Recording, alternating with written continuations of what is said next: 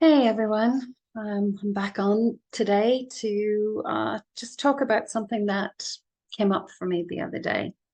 Um, and it's about this kind of behold, I make all things new. By seeing everything as its divine in its divine truth, I can re-see it and reframe it and lift it to a higher octave in the kind of words that Paul Selig and the guides use. And it was the Book of Freedom that I was listening to or re-listening to the other day, and this came up, and I thought to myself,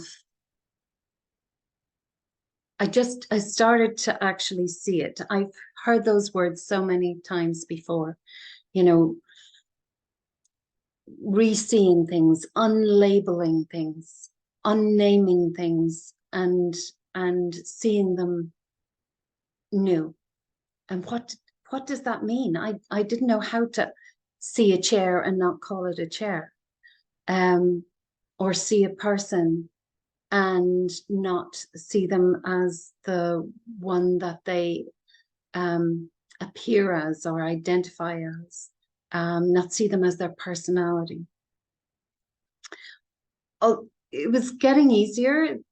The lines were blurring a little bit, but it's just when I was listening to it the other night, it just, I don't know, I just started to see things as they're in their true nature, for their true nature. And so that's what I want to talk about today. But I'm going to start with my usual blessing that I start my satsangs with. Um, I don't think I've done it on YouTube before, and I kind of wanted to. I like to start that way. I start my meditations that way. When I'm starting a new painting or anything, I start everything with this blessing. I do it quietly, or in the satsangs, I do it out loud. So I'm going to do it now for us, and I hope you understand it. So it's kind of reclaiming the sign of the cross, um, in different wording and different way. I guess this is what I'm talking about, seeing things differently, making things new. Anyway, here we go. In the name of the Father above and the Mother below, our sisters to the left and brothers to the right, our ancestors at our back and our forebears ahead, right here, right now. I am all that, all of it, everything that is happening now and everything that ever happened before, and everything, all potential outcomes, possibilities for the future. I am standing at the precipice of all of that. You are standing at that precipice right here, right now. Each of us are standing in this moment with everyone and everything that is in existence right here, right now, and everything that ever happened before at our backs. You know, even if we just stand here, the future is coming to us. Life is coming to us. That glacier at our backs is gently pushing us forward to evolve and live and thrive. Life just wants us to thrive.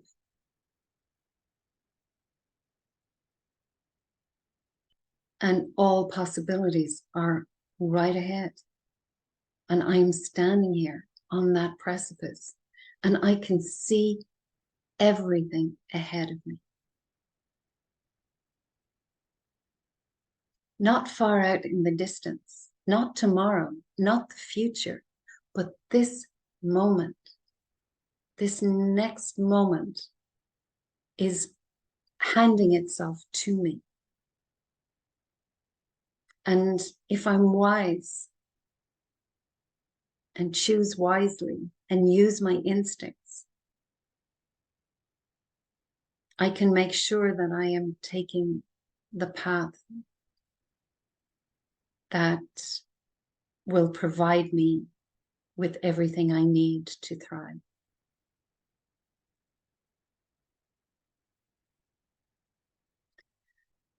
Not necessarily everything I want. I may not like the next thing, but it's what I need to help me grow. And then I can thrive from there.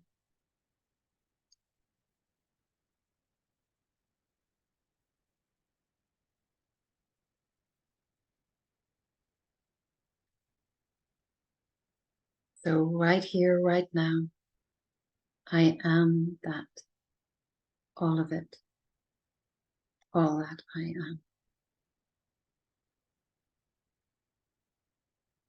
And so it is.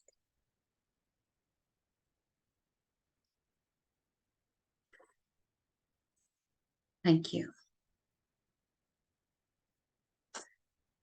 So now, okay, now that we're right here, right now, how do we see the divine in everything? How do we do that? Even the bad stuff. It's easy to see it, well, easier to see it in the good stuff, in the things and the people that we love. So let's start there, where it's easy. Let's not jump to the hard stuff yet.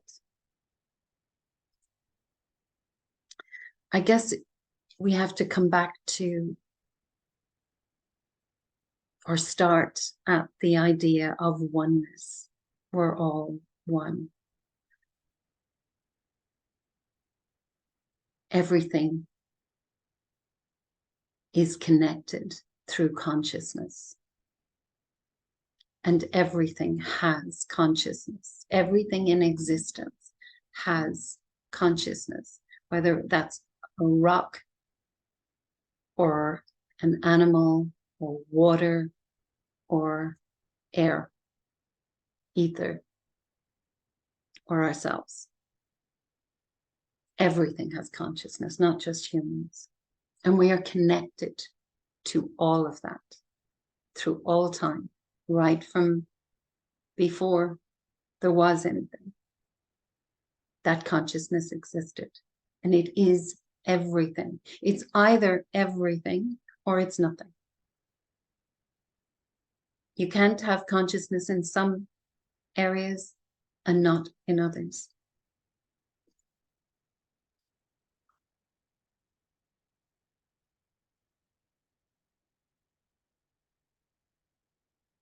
And it's the same. If I use the word divine, I'm really it's just another word for consciousness or God. God is everything or nothing. I can't say, that God is in human beings, but not in rocks. Either consciousness is everything or it's nothing. God is everything or nothing.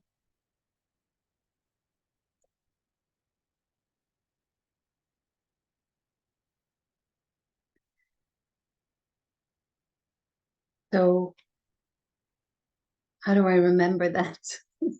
When, I hear of something or come into an experience that is uncomfortable or downright awful or, traumatic, or I meet somebody who's just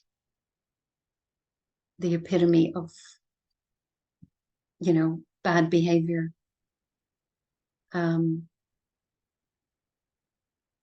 Senseless kind of stuff that some people say and do. How do I reconcile that with the idea that, they're all part of divine love, when they don't seem to be exhibiting any love, or my experience seems to be just causing me suffering, or other people just seem to be suffering. And it's hard to watch, and it's really hard to imagine why there would be that suffering if everything is divine love. Why does suffering exist if everything is divine love? Well, suffering exists because we create it. And, I've said, and people have said to me, well, why would I create suffering? I mean, why would anybody do that in their right mind? And it's not that we set out to create suffering for ourselves or others, but it's our beliefs, our limited thinking, our belief that we are separate, that we don't have those connections, that we're separate from source consciousness. That's what causes our suffering. That's what creates our suffering, is that we think we're all alone, and that we don't have access to everything we need to survive and thrive. And so we start interfering, and we start having these ideas that, well, God is in that, but not in that. God isn't. And so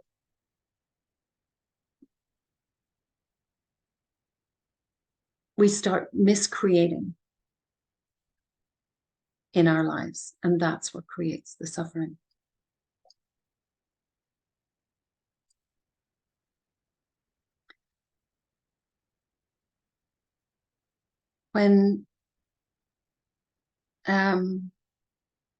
So when I was listening to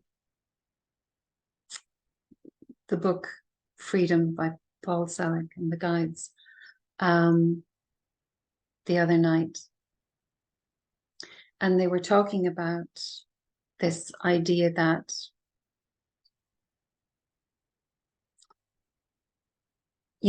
renaming things or unnaming things. So looking with, I'm going to move to Richard Rudd now. He talks about softening our hearts and opening our minds, and softening how we look at things. It's like seeing everything through soft focus, softening the edges of our hearts. So when and the guides were saying more or less the same thing, when we look through a loving, open heart at what we think of as normal things, like the plant in my room. That's what I saw when I opened my eyes. And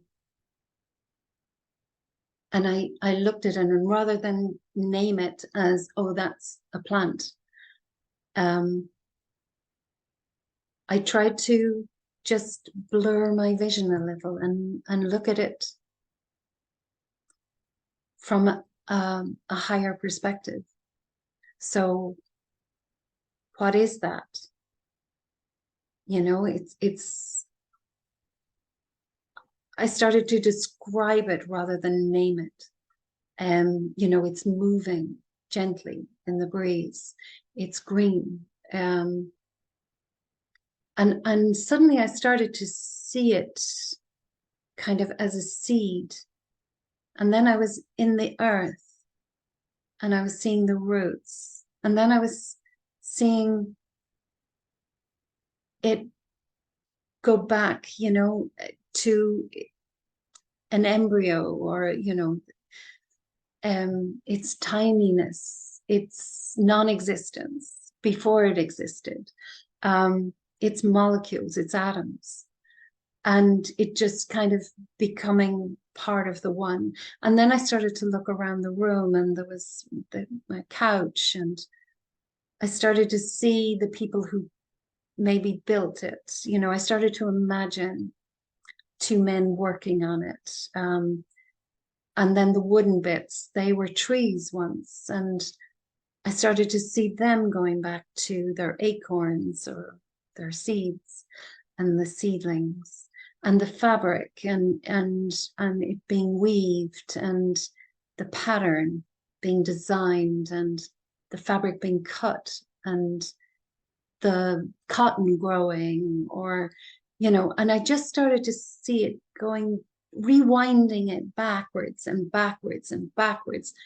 to its very core substance, to its truth, to the truth of what it is.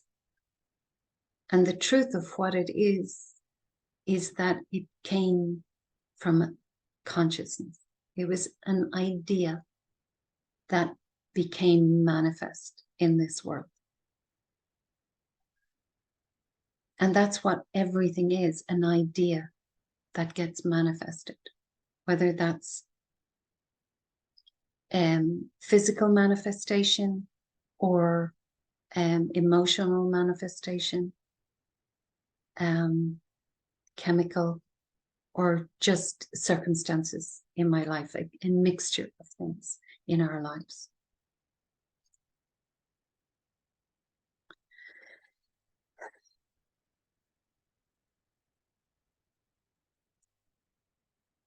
So that's really the essence of re-seeing, as I see it, as I understand it. Re-seeing everything. And people too in our relationships, when you're in close relations with people and, you love them deeply, but sometimes they annoy you. So what's the difference? What's the difference between how you look at them when you're happy with them and how you look at them or treat them or speak to them when you're unhappy with it? What's that got to do with their true nature?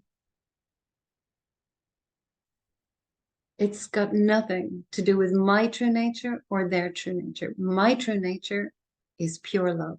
Their true nature has to be also pure love, because we are all one. It's all or nothing.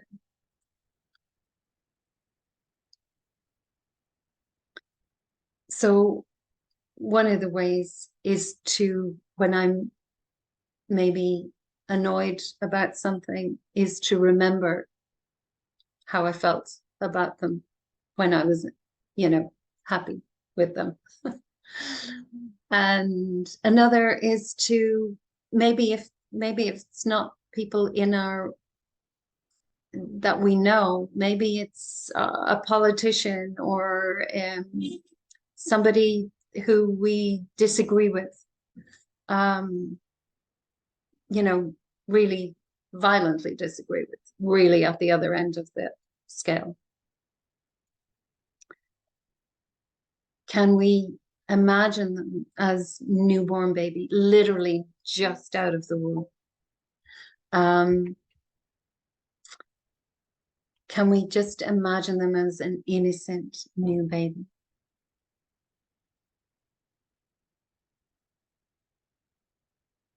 Or even before they're born, just in their conception. Or maybe before that. Did they exist? Did they not? They're part of the ether, the past, the present, the future, all existing right here, right now. So they exist somewhere in their purity, in their truth.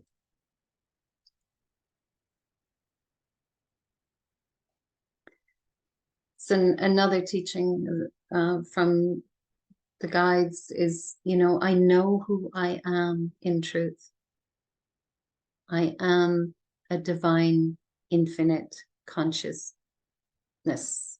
divine, infinite being of light. I know who I am in truth. That's who I am at my very core. I know what I am in truth. I am that light being in this human avatar, playing in this wonderful, beautiful world that I sometimes mess up. I sometimes create chaos and suffering in. And I know how I serve in truth. By being my true self, as true as I can be. Excuse me. By being my, the highest available version, expression of myself in every moment. Now, sometimes that will be a beautiful thing, and sometimes that will be an angry, miserable thing. But that's the best I can do in the moment. It's the most authentic I can be. To be authentically me is how I serve, because that is how I express. That is my gift to the world, my piece of the jigsaw. To be my piece in the jigsaw to my fullest capacity in any moment. And all the other pieces are fitting in and moving in and changing according to me, all relative to me. And your life is all relative to you. Your reality, your universe is all in relation to you at the center of it. That's how it works. When I'm in alignment, when I'm my true self, as true as I can be in the moment, in any moment, then everything in my universe is reacting and responding to me. I'm creating all of that in order to help me understand myself in the moment.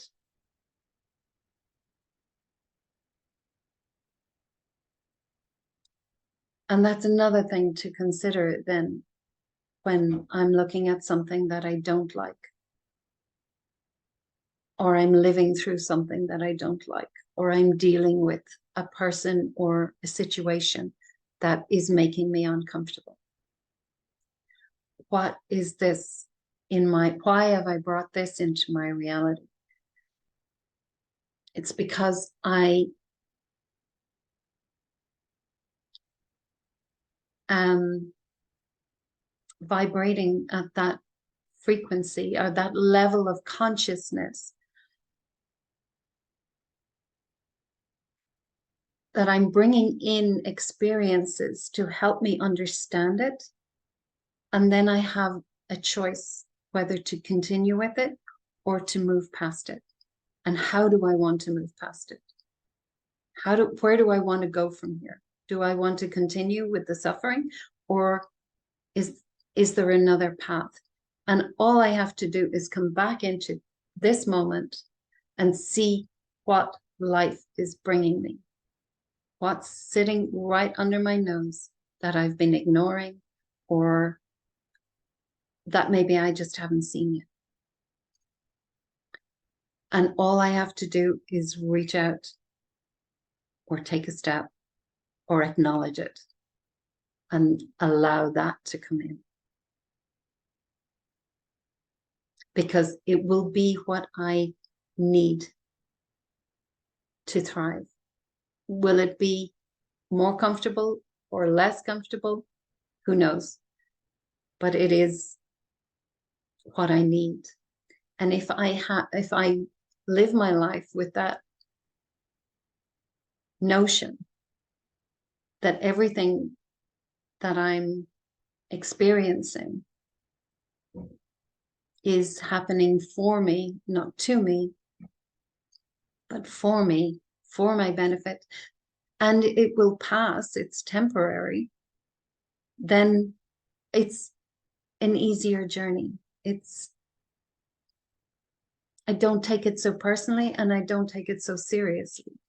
I can just live through it and take the lessons and just be open to see what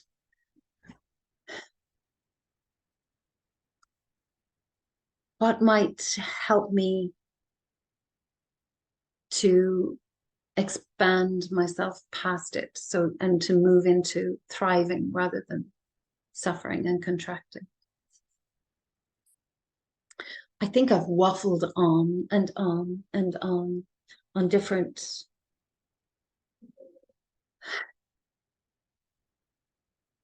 tangents there, but they all interconnect because everything is one.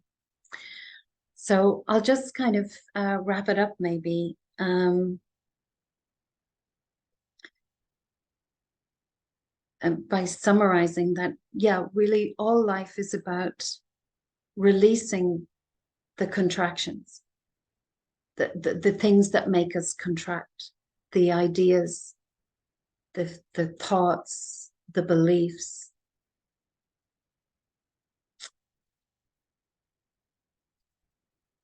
That make us feel we need to protect ourselves, that make us feel vulnerable and unsafe.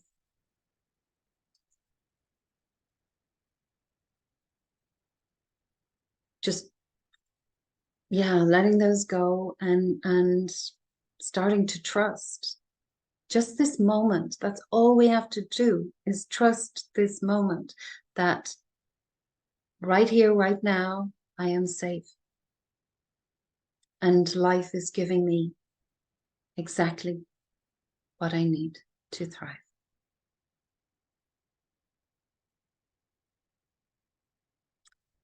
Okay, I'm going to go quiet now, and I'm going to see if my guest has anything to add to that or say to that. Avril, do you want to unmute yourself there? Do you have anything to say? I've made some notes because I'm always blown away by the synchronicity of things. Brilliant. There's so many things that have come up that are very present for me just now in life, which is just, for me, I get goosebumps. So yes, and I love this teaching about seeing what's beyond what we've named. And I first came across this Thich Nhat Hanh, the Buddhist monk, and he talked about this, and he eventually took everything to be the cloud in the sky, which I thought was lovely. Yeah. Something interestingly, just recently, I've been practicing. There's something about when I look at my my dog Bodhi, and I've been looking, thinking, oh my God, what an amazing creature you are. Not a dog, but just this amazing presence in my life. And you know, when you really look and you see beyond dog, tail, whatever, you know, you see beyond it. And it's just, how did I manifest this amazing creature, this amazing presence to share this part of my life with? It makes me quite excited, you know, seeing beyond, because I love this this notion of seeing beyond what actually is, what we find it to be. It's incredible. and this idea of everything having consciousness, you know, autobiography of a yogi, yoga, Yogananda talks about how, or talked about how he remembers his being in consciousness as a rock at one point in his life. So it's something that Wonderful. that you brought that up as well. You know, all these things that are coming together for me. It's and I think for me the biggest thing about what you talked about is being authentically self. When we can be our authentic self in whichever situation, and allow what we need to come, not what we want, because it wouldn't it be nice if we got what we want? No, actually, yeah, it could be awful. But to be in your authentic self, I think is the work of this, of what we're doing here. You know, to be that authentic expression of divine. So many threads, really seeing everything as it is and not as we've named it. It's beautiful. It's a lovely lesson. I thank you. Thank you for that. Thank you for taking notes and responding like that. So yeah, it's an important one, I think. And you know, I've been hearing it for years and thought I understood it, but I did mentally, but it was only the other night that it really started to sink in exactly how to do it, not what it is, but how I can loosen the edges, soften the edges on my beliefs on what things are. Yeah. So it's Softening the edges. Yeah. Because when we understand things with our mind, we need it's all quite firm and rigid and solid then, isn't it? But if we can soften it, like I talk about the move from the head to the heart and softening it. Beautiful. yeah. Yeah. Yes, it does. It softens. It softens, and Richard Rudd does that lovely meditation, you know. We just on the word soften, you just repeat the word soften, you know, and I soften my heart.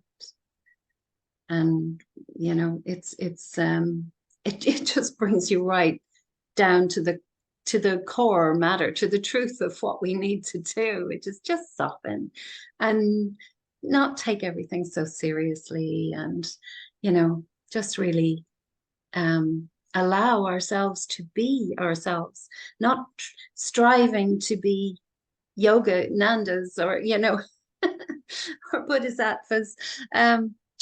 Just being ourselves, our true selves, because that's how we truly grow. It's not that then we'll be perfect, but we are always perfect, you know, but not perfect in our vision.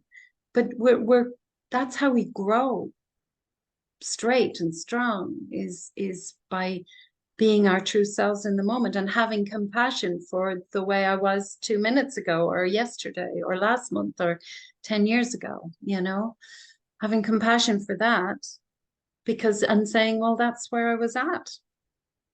Yeah, yeah. Couldn't be anything else. Maya Angelou talks about be the best you can until you know better, and then when you know better, do better. Yeah, That yeah, love that. forgive self. Yeah, Yeah, and have compassion for who you were and what you were before. And you know, when you have compassion for yourself, then you can have it for others. Otherwise, it's not true. It's not real. yeah, yeah. And interestingly, I was out for dog walk just before this started, and the podcast I was listening to was about how do we deal with people that are truly evil. Oh, Yeah. interesting.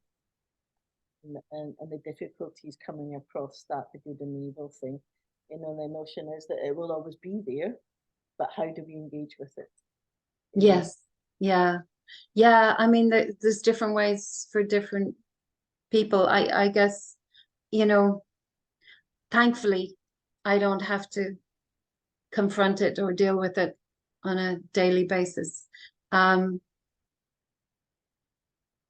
but on a collective note, we do, you know, or on the collective frequency, we do. But it is about seeing the gift in the darkness. Again, Richard Rudd talks about this. You know, the shadow is there, will always be there to show us the light. You know, we need the contrast almost. And honestly, for me, it's like I try to anyway say, you know, with gratitude, thank you for playing that role, because it's not an easy role. You're taking on the karma, you know, it's you're you know, being that shadow in my life or in the history of the world or whatever it is, isn't it's a role that needs to be played. It's like in a movie or whatever, you know, there's always a baddie to show, to give the hero his role, you know. So there has to be a shadow to show the light in this duality. I do think we're moving out of that, and that we're moving to a place of not having to choose which roles we play, you know. We're not going to have to have the shadow to see the light. We're moving into that light. And I think the start of it is to see the truth behind the person who's playing the role, the truth of their divinity, that they're coming from the same place we are, in truth. I love that. Yeah. I'm with you. Okay, so I'm going to wrap up before this runs out. And thank you, Avril, for joining me here today. It's been lovely to have actually somebody to talk to and respond. So it's lovely. And yes, I'll put this up on YouTube and share it for people to see and listen to, and maybe they can add their comments too. All right. Thank you, Avril. Talk to you again soon. Bye.